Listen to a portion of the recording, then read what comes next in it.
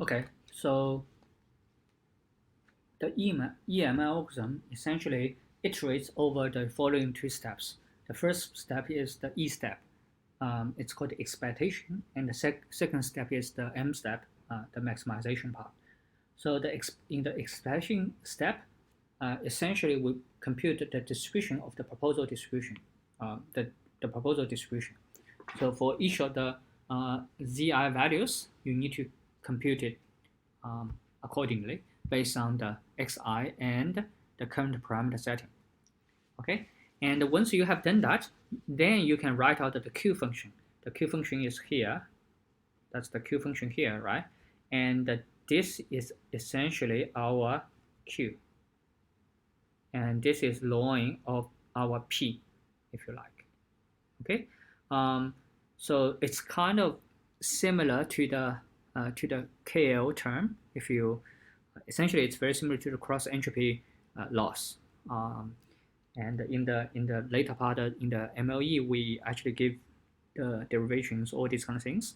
But when I mean, we don't really require you to go through these steps. But when we go to the classification, I mean, cross entropy loss essentially is so common that people don't really mention why we use this kind of loss. Basically, it's actually the KL, and here it's actually very similar. And that's the same thing in the variational inference as well. So basically, you can write out this function q, and the function q is actually a function of theta, and because theta old is constant. Now we only need to find the theta which maximizes it. Okay. So why the first step is called E step?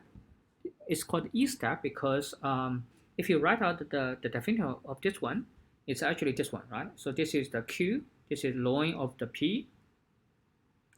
But again, this is actually the probability that Zi actually holds, and under this particular Zi, you actually have everything. You actually have the observed Xi and all the latent variables. So you have the complete, outcome of the experiment, if you like, and that's going to be the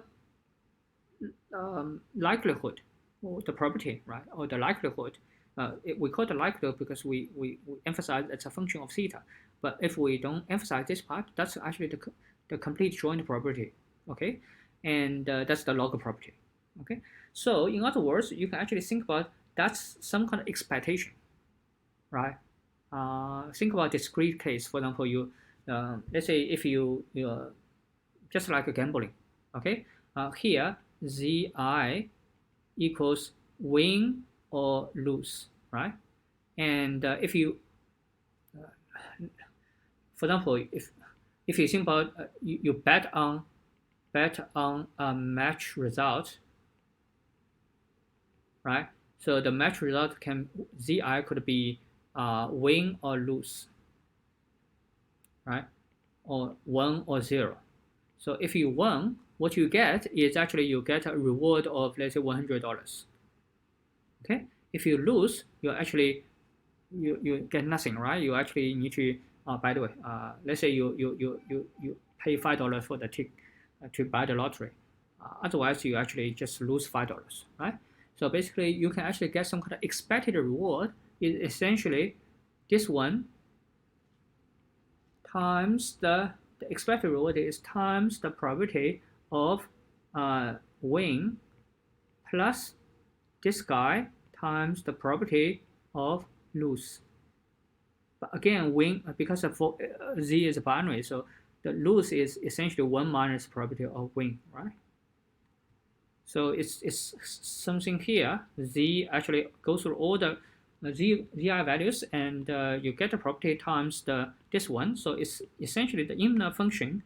You take the expectation, and the expectation is actually according to the proposal distribution, right? So what's this guy? This guy is actually called complete log likelihood function. Okay, it's a function because it's actually a function of theta, and it's called complete log likelihood because we actually pretend in a let's say in a virtual world we really observe the zi's. Okay, and but of course we didn't, but we factor out all the possibilities, and then that's the expected log property. Okay, so the term is actually expected complete log property. Sometimes they don't include complete, but I prefer adding the term here to emphasize that this is the hypothetical scenario where you actually did observe the latent variables. But okay, so what you do is that again, if you are you cannot, this still looks quite daunting, right? So essentially this says, okay, you draw a random sample Z from the proposed distribution Q. Q is actually regarding the latent variable distribution. Okay, Q, based on the current configuration, you can actually calculate what's the expected distribution, what's the distribution of the latent variable, the variable you haven't observed. Then it's easy to compute the complete log likelihood for each and every Zi, and then you can actually go through all the Z values, and you can get the expectation, and do this for every possible Z, and sum them together in a like a weighted way, and you get the value. Okay, so the EM algorithm works like you start with a particular guess of theta t, and in the E steps, you actually, the key part is really, by the way, so that's why this E step, in fact, you only need to get this one.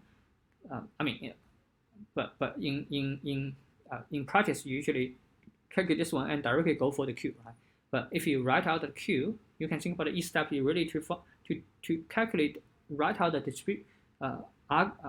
the definition of the function Q. Then the maximum M step is really just maximize it. Now actually move some part into the M step, but it doesn't really matter too much in practice, right? As long as you know how to do the calculation. So according to this, my version of presentation, basically in the E step, you actually figure out what the proposal distribution is, and based on that, you actually can get a distribution over all the Z's, and there, so this is actually a table for discrete distribution. It's going to be a table, right? For different Z values, Z equal to 0, the property 0.7, Z equal to 1, 0.3, right? So that's going to be a table. And then you actually, but again, this is it's not like a value. It's more like Z equal to 1. You can think about this is more like a Z equal to 1, then Fx, then F theta, and the Z equal to 0. That's going to be G theta, right? So if you really want to write it out, the complete likelihood is actually a function of F theta Z times G theta 1 minus Z. Okay, if you like, the whole thing here is actually this function. And then you want to arg max this guy. Okay, again, this is only for i's. You actually need to sum over. Again, this is the log property. So you actually need to sum over. So you actually find the theta which maximize the sum of this thing. Okay, and you do this again, you actually until convergence. So what's going on is that, by the way, this is actually taken from another paper. So basically notation here is slightly different. So so what we do is that this is theta n. So that's the current. So that's the theta old, right? So what you do is that this is the log likelihood function, okay, L theta. So we know that it's actually lower bounded by this function. So that's the likelihood function. That's so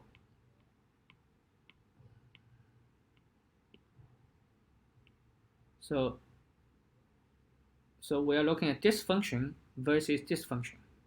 So this is actually a simpler function, okay? And currently, it's actually at a theta n. Once we know the theta n, we define this function. This function is actually, this is the old one. The way we actually write it is q theta n, right? That's the way we write it. So basically, you can see that definitely the function highest point is actually here. So we actually move on to theta n plus 1. And because this function is still over lower bounding, this this red function is lower bounding the black function at any theta. So basically, this is if this is maximal, this the corresponding L function is actually going to be at least larger than this one. So basically larger than the previous one. So if you look at this one and this one is guaranteed to be larger than this one, right? Because this one, so there are mathematical proofs, but you can actually think about previously you have a blue dots and a red triangle, right? They coincide at the theta n part, right? And now you move to another new theta, and now the triangle and the blue points,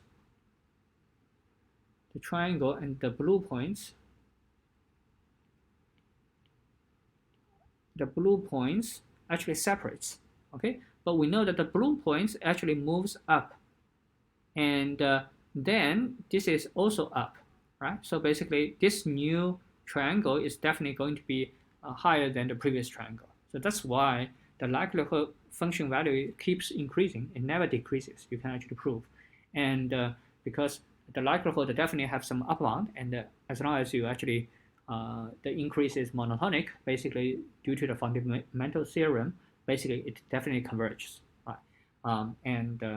It converges in local minima, because if you look at local likelihood function, it's not a convex function or concave function because it has multiple humps. But basically, this is one way to eventually to push up to here. Okay.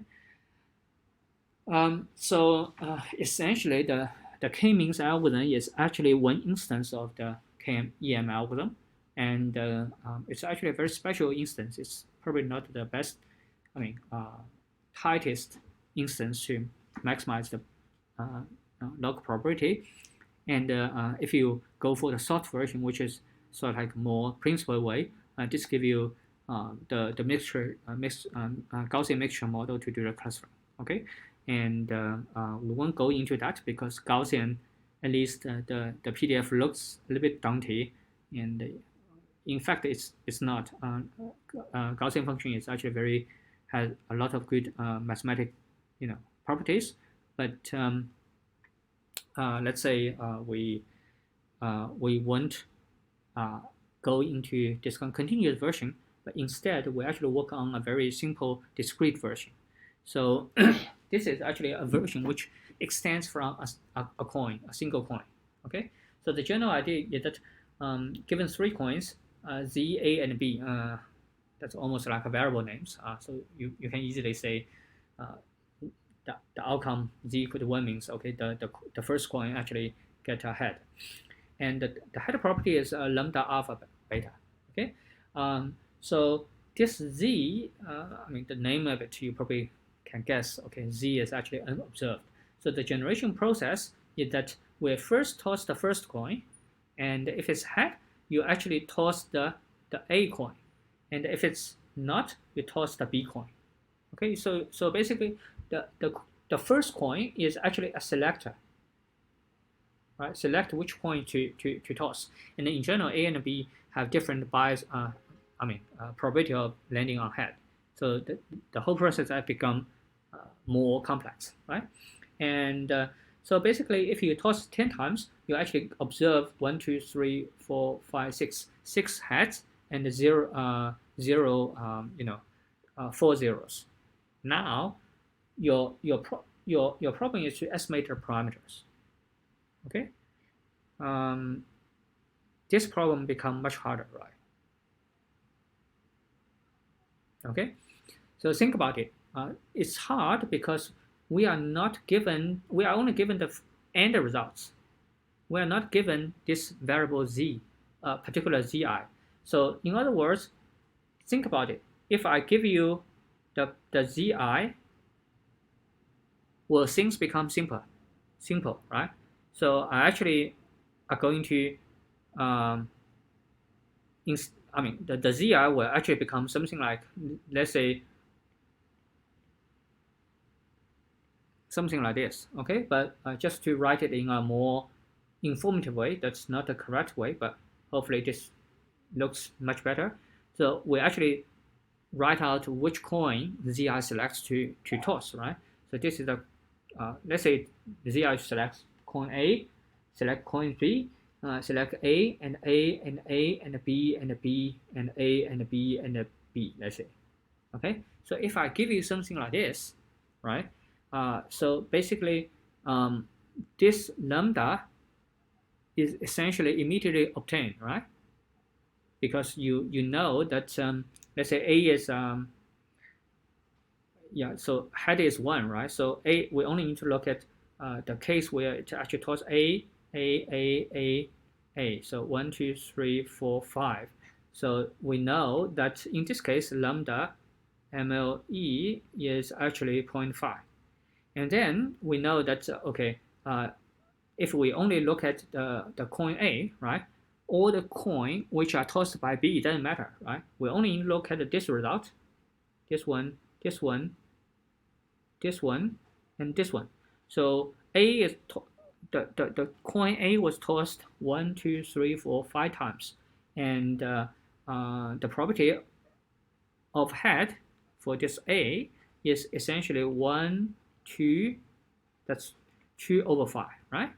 And you can actually get beta for B is 1, 2, 3, 4, 4 over 5, right? Yeah. Okay, so you can see that although I directly write out this one, but because, okay, for example, for this case, it's very simple. It's just like coin A was tossed 5 times, right? And the result is 1, 0, 1, 0, 0, right? You only take out the green ones. And then this directly from the maximum likelihood estimation, we already know that that's just directly 2 over 5.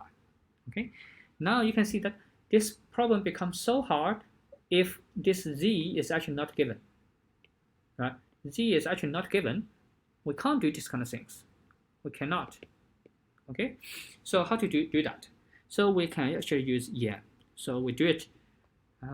This is actually one of the simplest model. So first of all, we need to know what are the theta. Theta are the model parameters. So what are they?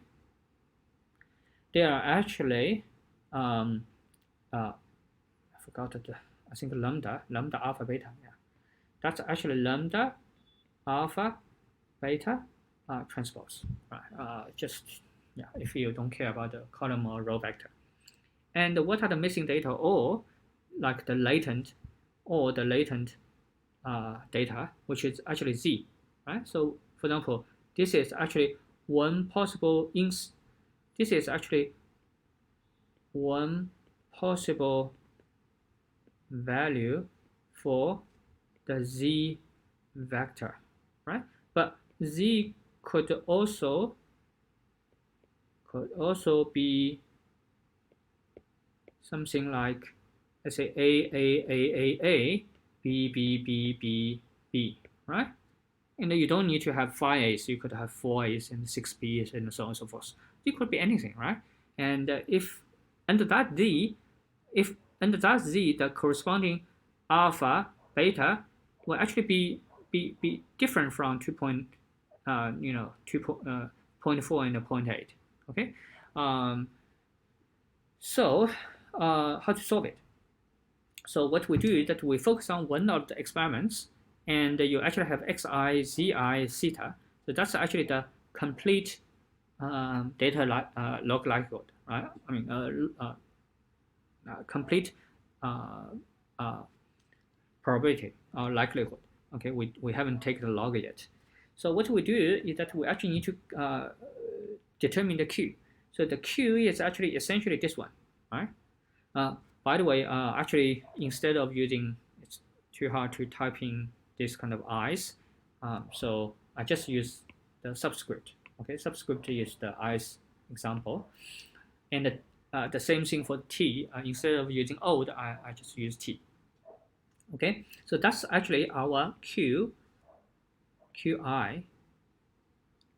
and I write in this way. So I is for the I sky, and this is actually always, because this is actually simple case, this is always for the case of the hidden variable, latent variable is actually 1.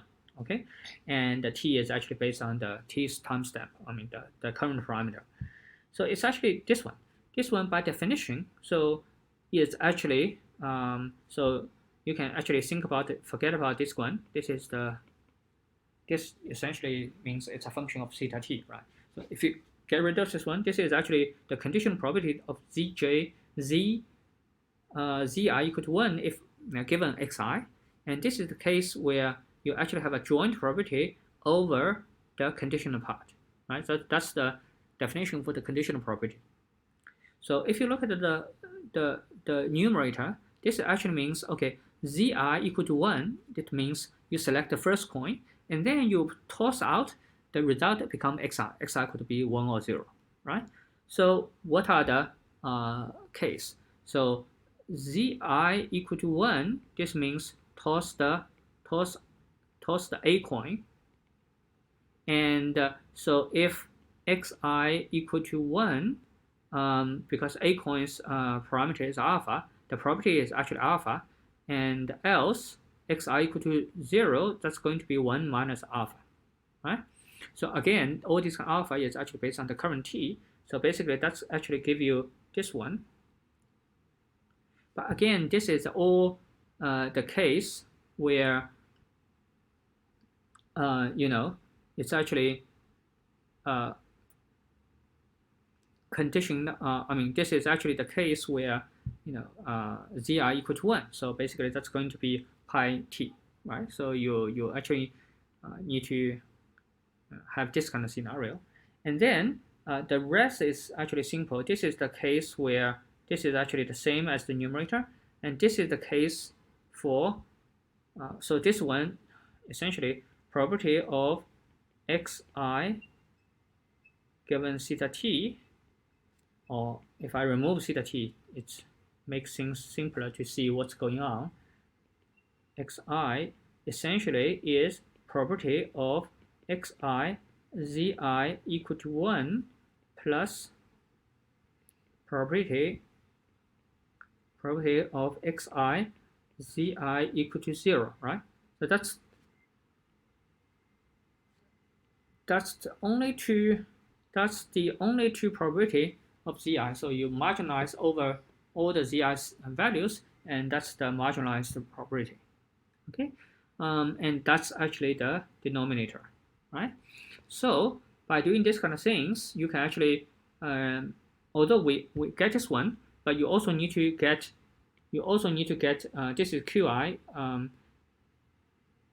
this is q for zi equal to 1, but you actually need to get the q for zi equal to 0. But again, zi can only be 1 or 0, so basically that one should be 1 minus q of zi equal to 1, right? So that's why once we calculate this one, 1 minus this one is actually this one, okay?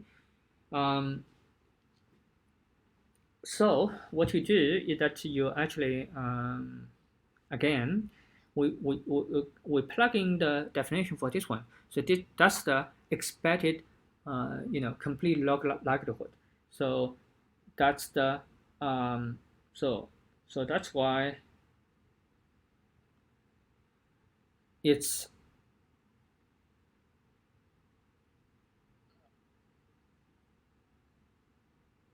so first we actually need to work out the log likelihood. So that's the log likelihood, and this is assumed that zi is null. Okay, but here zi is just a variable, so it doesn't really matter too much. So basically, again, this is actually a trick. This is to zi, and this is 1 minus zi. So that's the trick for if zi equal to 1, and this is if zi equal to 0. So that's the piecewise function, but you write it into one single function and take the log, and the log will simplify everything. And if you do the whole thing, it's going to be this one plus zi times something, 1 minus zi times something. Okay, so that's the log likelihood. Then what you do is that you actually need to use qi times this guy. This guy is the whole guy here. Again, this looks like very lengthy, but when you do take the partial derivative, things become simpler, because everything which is a constant, which is not related to, let's say, not related to pi, then you actually can throw it away. then you actually write out the whole thing, and because it's QZI, ZI can only take two values. So this is the case where ZI equal to 1, so that's why ZI equal to 1. And that's the case for ZI equal to 0, corresponding log of this one, right? And you sum over all the i's. Okay, this you can plug in this one things here, because zi equal to 1, then for example, if zi equal to 1, for example,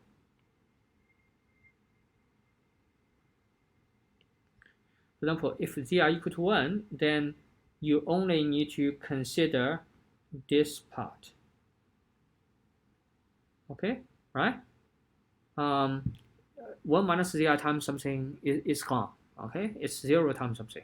And in a similar vein, if you are talking about zi equal to this one, so whenever you plug in this one, you only need to plug in this guy plus this guy. Okay, so it's very long. I can't fit it into like a one single line. But the good thing is that all you need to do is to take the partial derivative and let it equal to 0. For example, if you take the partial derivative with respect to pi, first of all, the partial derivative is a linear operator. So whenever you do the partial derivative of pi of this guy, right, basically the summation actually goes out, right? And this is mu it times this orange part. Orange part only the first entry have pi. Everything else is not, right? So it's actually thrown away immediately. And the same thing with the rest. So this is actually very easy to do. And then finally, you actually get this one. Okay, this is the average value of mu it. Okay, and also once you do the partial derivative of alpha and beta, that's the biasness of the two coins. You get the similar things become very simple. Okay, but let's see what it does. So mu it. Okay, probably we go through simple examples. Again, I won't go through this in detail. Essentially, it repeats the things we said before, but hopefully this give you the details, and you can actually write it out and see if you can really understand what's going on. But the general idea is that this mu it is actually the property that if xi equal to 1, if it's a head, what's the probability that it's actually coming from coin A? So in English, this is actually the probability that a head is due the head, which is xi equal to 1, is due to coin A. Okay, so that's why zi equal to 1. Okay, so that's actually can be thought of as a probability, and so that's why this is actually the new property of choosing the coin A, right? Pi is this mean. So that's actually the average. Okay, so for in each experiment, you actually can figure out what's the probability that this is actually done by coin A, and because you done n experiment independently, so that's going to be the average. So that sounds like so simple, right? And as I said, I mean, for this kind of simple examples, if you can get your heads around, you don't really need EM to find the formula. But again, you just have a gut feeling. You don't have ways to justify the answer is correct, and also you lose. It's not so straightforward for you to show that okay, it converges and so on and so forth, right? But this EM is a general framework that actually give you all this kind of additional power. So again, for this kind of alpha t plus 1, which is the biasness of the first coin, it's almost like looking at mu I equal to. So if you look at the previous example, for example here, if you look at this example here, right? So alpha is 2/5 essentially, it's actually, if you really write out z, this is actually 1, a is 1, right? So if I write it correctly, it should be 1, 0, 0. So this is actually, the numerator is actually 1 plus 0 plus 1. So you just sum up the z's, and the numerator is actually, you only need to consider when this is actually due to a coin A, right? So what you do is that you actually get the 1 times 1, right? 1 times 1 plus, this is actually 0. It means the result is due to coin B. So no matter whether it's 1 or 0, it doesn't matter. So you actually forget about it, but you still have 0 times the corresponding x, right? And then the third one is actually 1 times 0, so plus 1 times 0, because this is actually means you select coin A, but 0 means, okay, unfortunately, it doesn't give you a coin, right? So essentially, that's exactly mu it of xi over sum of mu it, okay? But in this case, mu it is a binary variable, okay? It's not a probability distribution. Instead, I mean, the previous one, based on the current lambda, alpha, and beta, you can actually calculate what's the probability that this belongs, I mean, the result is due to, coin A. So, yeah, so these are the detailed calculations, but after, let's say you start with the wrong estimates, okay, you can actually see why this is a wrong estimate. But anyway, I'll leave it to you. Just one iteration, it actually will improve this to be, so increase the probability of the first coin, and also you increase the probability of the second coin, but you actually adjust the, this is because we have 6 ones and 4 zeros, okay, we have pretty a lot of zeros, so basically you actually increase the probability of this one, okay, and then you go on and go on until you actually converge. So that's the whole idea of the yen.